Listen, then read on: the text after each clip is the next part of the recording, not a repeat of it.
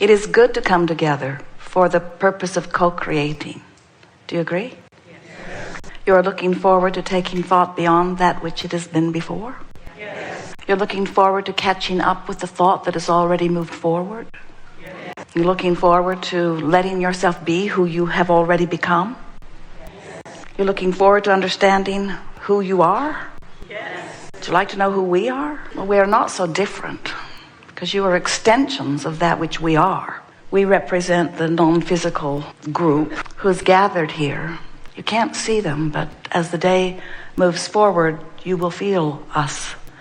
You will feel your inner being who is never far from where you are. But when you focus in an environment like this, where you hear resonant words with that which the broader part of you knows, as you listen and relax into non-resistance, or more allowing of your natural vibrational frequency, in other words, as you feel better and better, you then are able to consciously, physically feel your connection with the non-physical aspect, not only of you, but of all that we all are. You are so much more than you know here in these physical bodies. And while you are in these physical bodies, you are important to the process of all. You started out as source energy, but when you came into this body, you did not cease being source energy.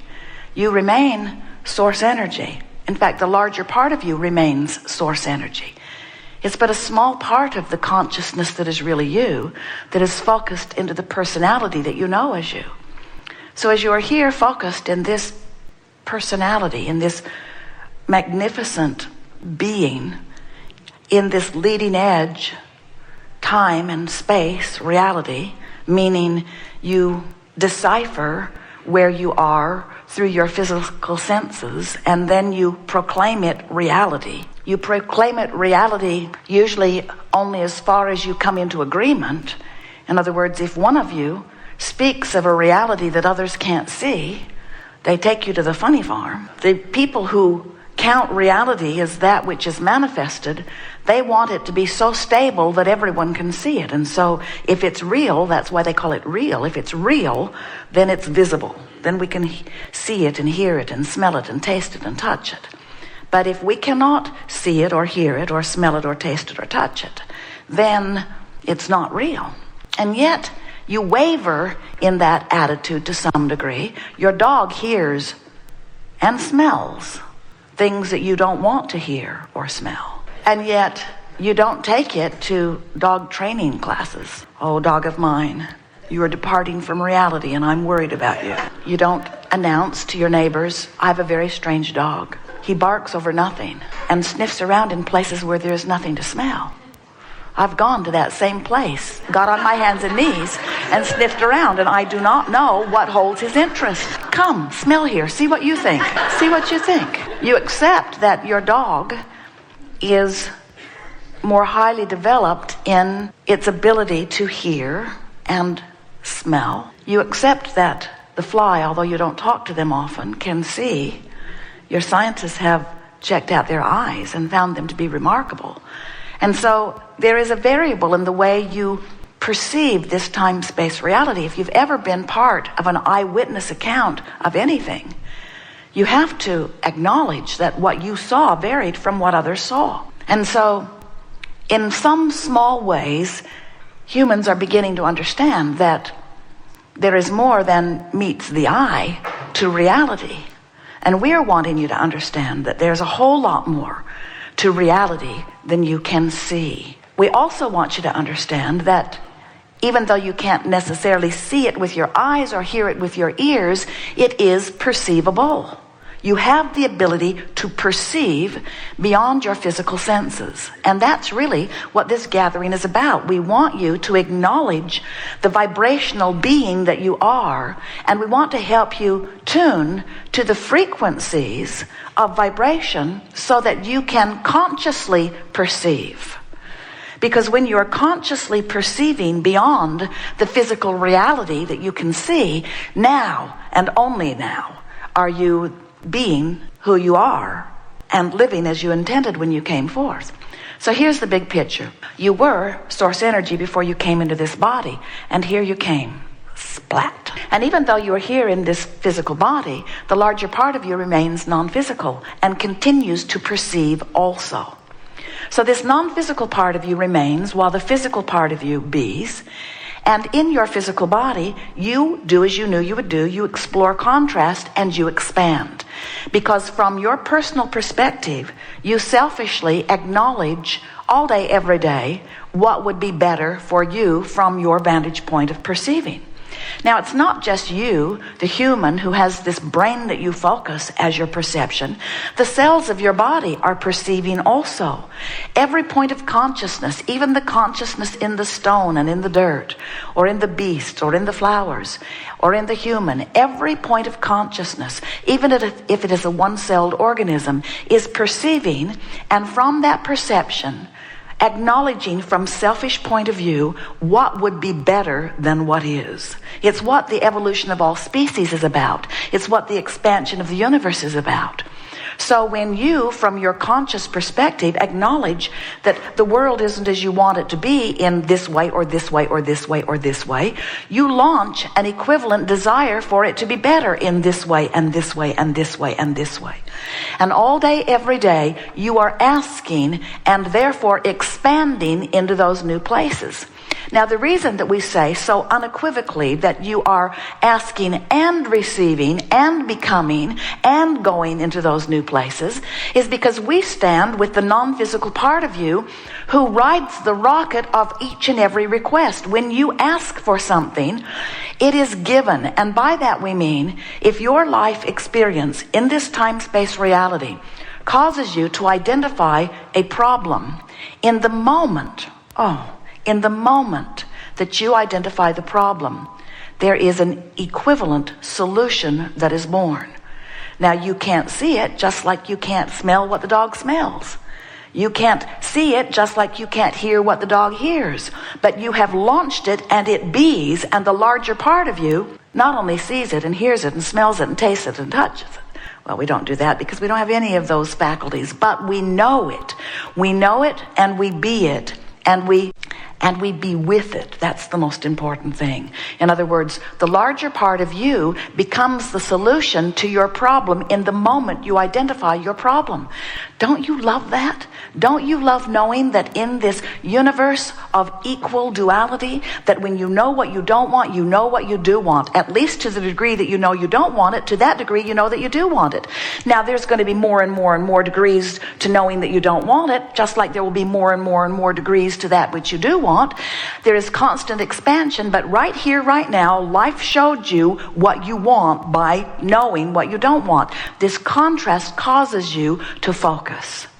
So, what you do want, the solution, the answer to the question that is posed, the solution to the problem that is posed, it exists vibrationally in a potentially perceivable status. Now, as far as we are concerned, because we're like your dog in the sense that we can hear what you can't hear and smell what you can't smell, we get the solution that you have asked for. We perceive it, we know it, we be it, we hold the vibration of it. Now, you got to understand, we are you. In other words, what we just said to you is the larger part of you perceives it and knows the solution right now. But you, in your awareness of the problem, hold yourself vibrationally oblivious to the solution, at least while the problem's really active within you. Don't you like that way of explaining it? You're so involved in the I need an answer that I don't have, that even though the larger part of you has the answer, you can't find it because you haven't trained yourself into the vibrational frequency where it is. But it's not hard to do that. It is not hard to train yourself into the frequency of where the answers are. It's what faith is. It's what positive expectation is. But we think an explanation like the one we're giving you is really helpful because it helps you to understand that the answer is there, and it might just cause you to try a little harder to tune yourself to the answer rather than writhing so significantly in the problem. because the vibration of the problem and the vibration of the solution are very different vibrations. Just like you can't set your radio dial on 6:30 a.m. and hear what's being broadcast on 98.7 FM, the frequencies have to match up. So you can't set your frequency on I don't have enough money and find the path to the money. You can't set your frequency on I'm sick, my body doesn't feel good, and they took an x-ray or a blood test that says I have something horrible, and find the solution even though the larger part of you has already found the solution. So that means the sicker you are, the weller you are. Who knew? We knew. The larger part of you knows. That's why when you feel sick and you're afraid of the sickness, fear is your indicator that what you know is different than what you know. In other words, the reason that you feel negative emotion every single time is because in your attention to whatever it is that is producing the negative emotion within you, you have a different vantage point and are offering a whole different signal than the source within you is offering about the same subject at the same time. So, source, who you really are, loves. And when you find reason not to love, you don't feel good. Hate or anger or blame, those emotions are your indicator that you're not smelling it like source is smelling it. You get the sense of what we're talking about. You're not seeing it the way the source sees it. And whenever your life has caused you to see something in a new way, and you keep looking at it in the old way, you don't feel good. You're not keeping up with you. So the fear you feel, the negative emotion you feel, is not because of the wrong that you are witnessing. It's because you're using that wrong as a reason to disagree with who you are. For example, when you see someone, maybe a murderer, maybe a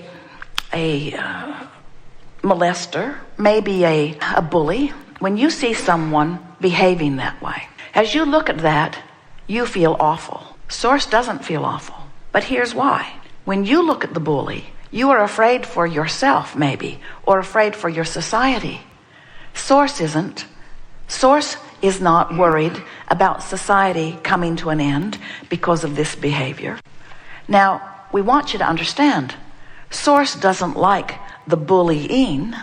Source doesn't like the murdering. But Source doesn't focus upon those things in a way that causes disempowerment or in a way that causes an awareness of not well-being. We're not asking you to look at unwanted things that all your life you've called bad and suddenly start calling them good. That's not what the art of allowing is. We want you to focus yourself in the direction of what you believe is good. We want you to use excuses to align with who you are, not excuses to misalign with who you are. In other words, Source knows so completely the well-being because Source understands the big picture. That when you find something to fuss and worry about and you exaggerate it in order to try to prove some point that some condition needs to be altered so that you will feel better, you always get off track or off signal from the source within you because source within you does not ask one thing to be different in order for well-being to be maintained. Because source understands in diversity there is expansion and that well-being dominates. So predominantly dominates. In other words, there is so much well-being in relationship to not well-being. Hard for you to know it as you look through your physical eyes at your physical television and watch your physical CNN programming. 24-hour news cycle that goes all around the world and looks for everything that is troubling and brings it to you with drama and music. Funnels it to you disproportionately, makes big things out of little things. Do you feel the trouble they're having in whooping up the swine flu epidemic, in other words? So as you understand that well-being is dominant, but you find a little piece of something that is evidence of not well-being, and you blow it out of proportion in that you give your undivided attention to it for a moment in time. You use it as your excuse not to align with source. And when you use anything as your excuse not to align with source, not to see it as source sees it, you feel the separation is too strong of word, but you feel the pinching off. You feel the resistance that you have offered to the mix of your vibration.